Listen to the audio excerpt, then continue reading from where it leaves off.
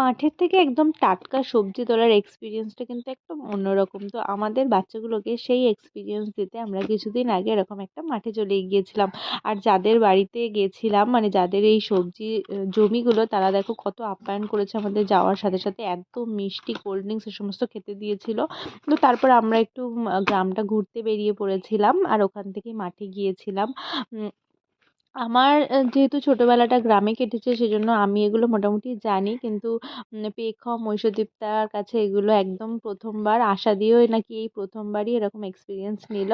তো এখানে দেখো কত কত সবজি চাষ হয়েছে, বাঁধাকপি, ফুলকপি, করলা, তারপর সর্ষে, মটরশুঁটিগুলো যদিও এখনো ছোট ছিল, গাছগুলো তখনও বড় হয়নি।